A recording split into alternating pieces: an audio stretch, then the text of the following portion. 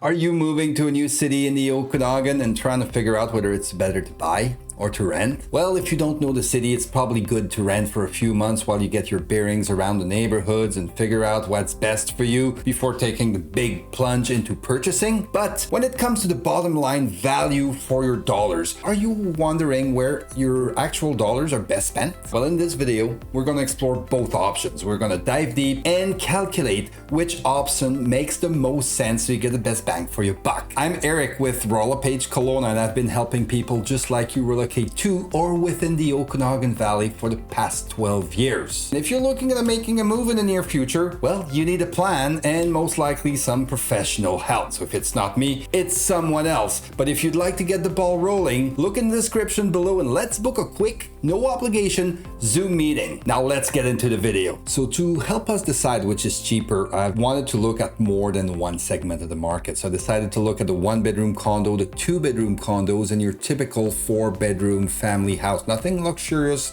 just your average Kelowna single family house. Now let's start with renting. Renting in Kelowna, well, by Canadian standard, is pretty expensive. For the last decades, we've hovered pretty much in the top 10 most expensive city, peaking at some point last year just behind Toronto and Vancouver. And just recently, we've dropped out of that top 10. We're now down to number 13. That's because of this feel-good story that Kelowna year over year is only increased 2.6%, while the rest of those major cities in Canada have increased by double digits, hence helping us drop down the list to number 13. So now the question is, were we front running the rest of the country or are we now lagging? That's a great question that I don't have a crystal ball to answer, but for my kids' sake, I hope that we were front running the rest of the country. And now let's dive into the numbers. I've used Zumper.com's and Rental.ca, two reputable websites that, tally statistics. So let's go into Zumper right now. So Zumper.com, if we go to the 1-bedroom in April 2023, 1764. The 2-bedroom clocked in at 2392. If I go to Rentals.ca, we've got to slide down a little bit to number 13 to see Kelowna. 1-bedroom at 1952, a 2-bedroom at 2590.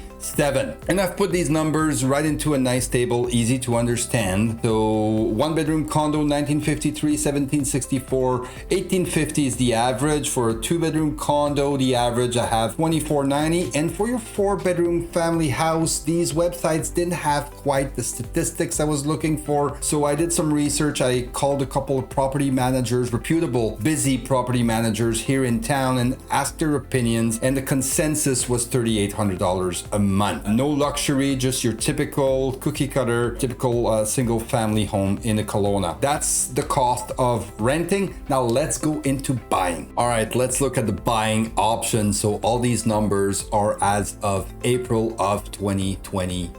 So let's go. A 1-bedroom condo clocks in on average at $425,000, and assuming a middle of the road mortgage rate and a 10% down payment, your mortgage should be around the $2,180. Obviously, if you get a better mortgage rate, that can go down as well. And these extra costs, property tax and strata fee estimated around $300, gives you a total out of pocket of $2,480. For a 2-bedroom condo valued at $567,000, your total out of pocket is $3,309. And for your 4-bedroom house, clocking in at just below $1,969,000, assuming $250 a month of property tax, $150 a month of property insurance. The insurance in the strata is part of the fee, just so you know. Gives you a total out of pocket for the single family of $5,371. There you have it. It's pretty clear looking at this that owning a home will require a higher out of pocket every single month,